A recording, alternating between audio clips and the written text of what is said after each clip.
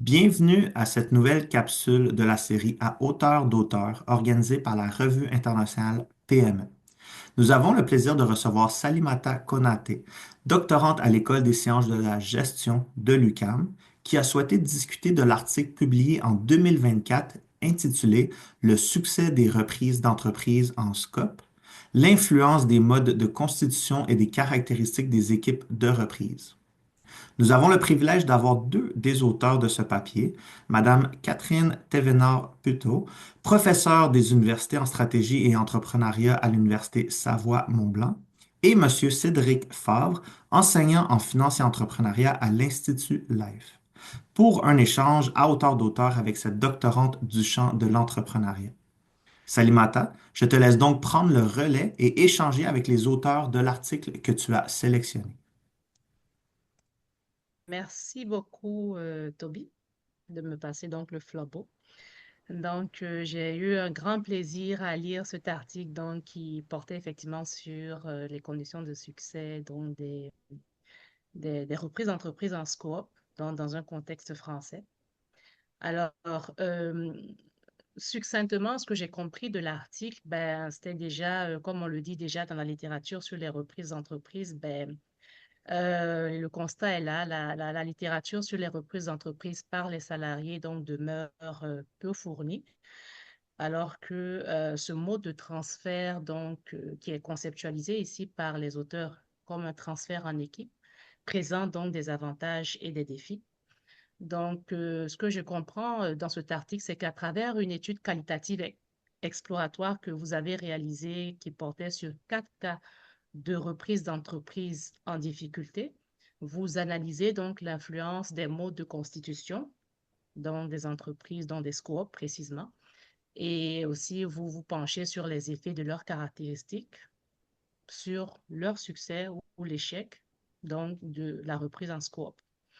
Globalement, l'étude nous éclaire un peu sur les facteurs de réussite d'un processus de reprise en équipe, précisément à l'étape où le transfert de la propriété de la direction de l'entreprise est fait à l'équipe de salariés repreneurs. Donc, vous êtes vraiment à la phase, on va dire, avant le processus de reprise, donc comme on le dit, de transition post-reprise.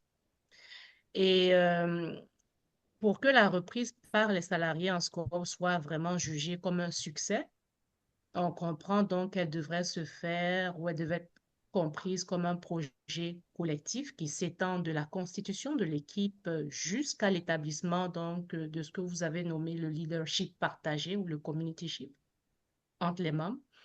Lorsqu'il s'agit d'entreprises en difficulté, comme c'était le cas de votre terrain, la constitution des équipes se fait déjà, on le comprend bien, à l'initiative des repreneurs soit sous l'impulsion d'un salarié meneur ou soit sur la base d'un groupe déjà existant et ce, bien sûr, sans l'intervention précise du cédant. Donc, on le rappelle dans ce cas, ce que je comprends, c'est vraiment des entreprises qui sont en difficulté, donc ils sont prêtes à être cédées par l'ancien propriétaire qu'on nomme le cédant. Donc, l'impulsion vient généralement d'un groupe d'employés qui veut maintenir son emploi, leur emploi, en tout cas assurer la pérennité de l'organisation.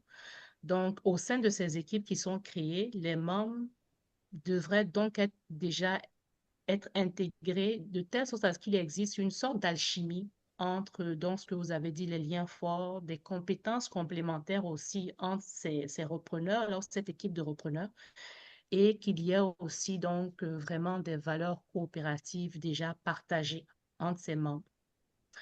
Et finalement, l'aspect collectif dont on parle, donc, qui doit vraiment nourrir ce projet, doit aussi se retranscrire ou devrait se retranscrire dans l'établissement de ce que vous avez présenté, qui est le leadership partagé ou le communityship, qui permet en gros de répartir un peu le leadership entre les différents membres, donc repreneurs de la SCORP. Bien sûr, selon leur fonction et selon aussi le stade du processus de reprise. Donc, dans tous les cas, on comprend déjà à travers cet article que pour que la réussite de la reprise soit vraiment effective, il serait préférable aussi qu'elle se base sur des principes démocratiques de partage et de management collectif comme le veut vraiment en fait le fonctionnement d'une SCOOP. Donc, c'est ça, qui est rapproché au Québec, donc aux coopératives de travail, de travailleurs. Donc, en plus, l'étude souligne aussi que la constitution de l'équipe de reprise en SCOOP devrait suivre deux phases. Donc, lors du début, on a un noyau dur de travailleurs solidaires les uns des autres qui se constituent progressivement et qui permettent donc déjà d'amorcer le projet et de le mener à bien. Et autour de ce noyau-là, on a l'équipe élargie, donc qui se constitue du maximum d'employés qui vont décider de s'impliquer dans le processus et d'y contribuer aussi financièrement. Donc, on comprend que cette étude met vraiment en lumière, d'une part, les spécificités de constitution de fonctionnement des scopes et d'autre part aussi, il ne faut pas l'oublier, les enjeux, les défis qui entourent cette dynamique collective-là de la reprise en équipe, spécifiquement dans le contexte donc, des scopes intégrés donc, dans le contexte de l'économie sociale et solidaire. Alors, c'était vraiment une lecture très riche. Et pourquoi est-ce que je me suis vraiment basée, on va dire, sur cet article? En tout cas, pourquoi est-ce que ça a été intéressant donc, de le lire ou je l'ai sélectionné? C'est que je fais une thèse actuellement à l'ESG-UQAM en entreprise sociale et collective et mon sujet porte sur ici on l'appelle au Québec les repreneuriats collectifs, mais c'est la même affaire, c'est vraiment les reprises en scope, les reprises collectives. Je précise que moi, ce qui m'intéresse, c'est vraiment des entreprises saines qui sont transférées au fait donc aux travailleurs. Donc vraiment, parce que généralement, le ou la cédante est à la retraite, à prendre sa retraite et donc ne trouve pas au fait donc d'options pour pouvoir favoriser la pérennité de l'organisation. Et donc, l'élément central qui motive au fait ma thèse, c'est de me questionner au fait en quoi les reprises en coop sont un vecteur de justice sociale. Donc, globalement, ce qui m'intéresse, c'est de comprendre un peu, puisque il y a ce transfert au fait de propriété, de direction lors de la reprise, on a un changement déjà, donc, comme la littérature le souligne, dans l'organisation, mais il y a aussi un travail identitaire au fait qui doit être réalisé par les repreneurs, comme vous l'avez mentionné dans votre article aussi, qui ont été beaucoup socialisés donc à être des salariés et qui doivent maintenant endosser au fait le rôle de, oui, travailleur, mais aussi d'entrepreneur, donc propriétaire et parfois d'administrateur aussi, éventuellement. Donc, moi, j'essaie de voir un peu quels sont les changements, en fait, en quoi les changements dans les pratiques organisationnelles et le travail identitaire aussi qui est mis en œuvre par ces repreneurs-là peut vraiment être un vecteur, au fait, de justice sociale. Donc, la lecture de cet article déjà nourrit beaucoup mes réflexions, puisque effectivement, en réalisant la revue de littérature, on avait déjà quelques articles qui montraient qui parlaient en tout cas des facteurs de succès et d'échec d'escouade. Et donc, votre article vraiment nourrit encore les réflexions puisqu'il conceptualise finalement la reprise en scope, donc avec la littérature donc, du repreneuriat en équipe. Donc, ça permet vraiment aussi de mieux creuser l'importance des dynamiques collectives durant ce processus repreneurial. Et dans mon cas, j'ai la chance de réaliser mon terrain, comme je le disais, sur des entreprises qui sont nouvellement transformées. Donc, j'ai un échantillon de 4 coopératives saines qui ont été transformées et la plus ancienne est vraiment transformée depuis 2022. Et sinon, les autres sont des entreprises sont transformées depuis 6 mois à 1 an, que donc déjà sur lesquelles je me penche et que j'essaie de documenter donc dans le temps. Voilà. Donc, ce tour étant fait, j'ai vraiment le plaisir là de maintenant passer aux questions et puis de mieux creuser un peu la compréhension que j'ai eue de votre article. Donc, j'aimerais savoir un peu, Madame Pudo, aussi Monsieur Favre, pourquoi est-ce que vous avez choisi de diriger votre étude sur des reprises d'entreprises en difficulté précisément, même si dans votre échantillon, comme on l'avait dit, il y avait quand même 2 cas qui ont réussi, donc de succès, et 2 cas qui ont connu un échec. Voilà, sachant, comme je le dis, que les transmissions d'entreprises aussi donc, sont un terrain qui aurait pu être aussi intéressant. Oui, tout à fait. Merci, merci Salimata. Donc merci déjà pour votre synthèse de notre article et puis pour vos commentaires.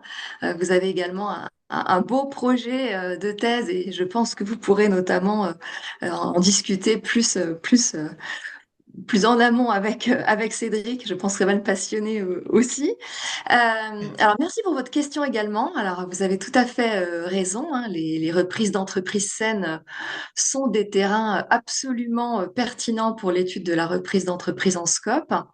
Et peut-être ce qu'il faut qu'on explique, c'est que donc cet article qui a été publié dans la RIPME, ce n'est qu'une première brique d'un projet de recherche qui était plus important et qui portait sur les facteurs de réussite des reprises d'entreprise en scope. C'est en fait le travail doctoral de Cédric qui pourra donc compléter mes propos juste après. Euh, dans sa thèse, Cédric a mobilisé une méthodologie qualitative qui reposait sur des études de cas multiples et en fait, il avait un échantillon de 6 études de cas.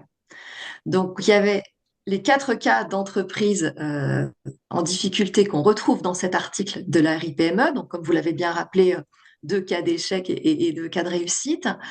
Euh, mais son échantillon global comporte aussi des cas de reprise d'entreprise saine, mais qui se trouvent n'être que des succès.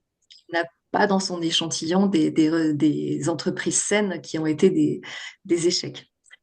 Euh, alors, comme cet article qui est donc publié dans les RIPME s'intéressait à l'influence des modes de constitution et des caractéristiques des équipes sur le succès des reprises en scope, on a délibérément fait le choix de retenir comme critère d'homogénéité de l'échantillon des entreprises en difficulté. Alors, pourquoi ça? Donc, on a exclu volontairement les 2 autres cas, hein, les cas d'entreprises saines. Alors, pourquoi ça? Eh bien, pour 2 raisons. D'abord parce que ce sont les cas les plus risqués. Les entreprises, elles sont en mauvaise santé. Les salariés doivent, comme vous l'avez rappelé tout à l'heure, faire tout leur possible pour tenter de sauver leur outil de travail. Pour ça, donc, il faut qu'ils constituent une équipe, qu'ils préparent le projet de reprise, et ils ont un temps extrêmement court. Et ça les pousse à mobiliser ou à développer des capacités d'ambidextrie qui sont très importantes parce qu'en fait, il faut vraiment qu'ils prennent en charge de multiples choses en même temps. Ils restent salariés, ils sont pas encore repreneurs, ils développent leur projet de reprise. Donc voilà, ça c'est particulièrement compliqué comme projet de reprise.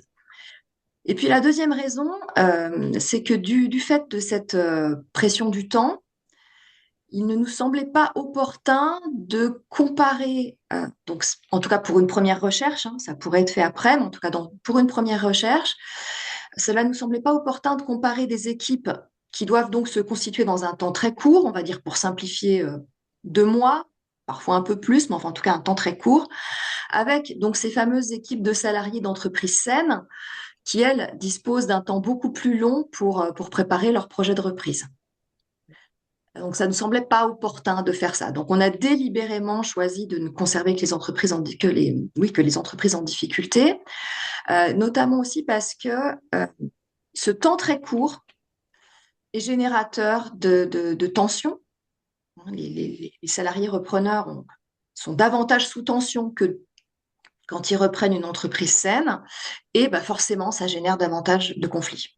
Enfin, en tout cas, ça peut générer davantage de conflits. Donc voilà, on a fait ce choix-là, qui était effectivement un choix méthodologique fort. Pour autant, ça peut constituer une piste de recherche tout à fait intéressante, et notamment, bah, comme je le disais tout à l'heure, Cédric, il a des cas d'entreprise saine, il peut maintenant mener peut-être en rédiger un autre article qui comparerait finalement ces 2 types d'entreprises, ce qui peut sans doute être intéressant, notamment sur l'intervention du cédant, puisque comme vous l'avez rappelé tout à l'heure, c'est vrai que dans les entreprises en difficulté, le cédant est très en retrait, il n'intervient pas dans la constitution des équipes, parce qu'en général, il est soit par lassitude, on va dire, parce qu'il en a plutôt ras-le-bol des difficultés qu'il a pu rencontrer, soit parce que, ben, comme il s'estime responsable des difficultés de son entreprise, ben, peut-être que les salariés n'ont pas envie forcément aussi de beaucoup s'entretenir ou échanger avec lui. Donc certainement que l'intervention du cédant est beaucoup plus forte dans les cas de reprise d'entreprise saine. Mais ce serait peut-être aussi intéressant de regarder aussi plus dans le détail les entrées et les sorties de membres. Peut-être que sur un temps plus long, il peut aussi y avoir davantage d'entrées et de sorties de membres que ben, dans les entreprises en difficulté. Donc voilà ce qu'on peut dire pour répondre à la première question. Peut-être Cédric veut compléter ou...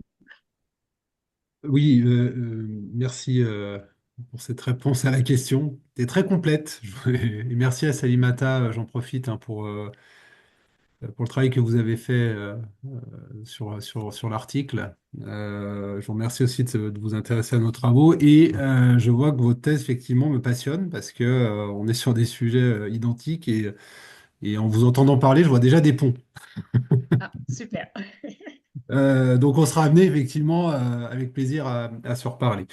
Je voulais simplement compléter, il me semble que c'est vraiment important, c'est cet aspect du cédant. Et je voulais compléter votre approche parce que le cédant, en fait, on a plus, en France, une fois que l'entreprise est en difficulté et qu'elle est passée sous les instances du tribunal, sous les instances judiciaires, on parle plus de cédant, on parle de débiteur. Donc, quelque part, le cédant est dépossédé un petit peu de son entreprise. Donc, il sort un petit peu du jeu puisqu'il y a un administrateur judiciaire qui est nommé et c'est l'administration judiciaire finalement qui signe un certain nombre de choses dans l'entreprise et plus le cédant. Donc, voilà, c'est une information qui est assez importante à relever. Et donc, l'impact du cédant, effectivement, pourrait, je dis bien pourrait, et ça peut effectivement faire l'objet d'un article complémentaire, mais pourrait être beaucoup moins important que dans le cadre de reprise d'entreprise saine. Ouais. Ben, je vous remercie beaucoup pour vos réponses éclairées, effectivement. Et puis, c'est vrai, ben, j'ai lu beaucoup d'articles au fait, donc, ce qu'avait Mme Thévenard plus tôt, quand j'essayais de me familiariser un peu avec le concept donc, de reprise en scope. Et donc, c'est parfait. Donc, je me demandais aussi, parce que globalement, puisque les scopes ici, ben, enfin au Québec, on les appelle plus des coopératives de travailleurs et ma directrice avait vraiment la chance de se questionner un peu sur aussi globalement, c'était quoi les modèles d'organisation en fait des coopératives de travailleurs que vous appelez les scopes.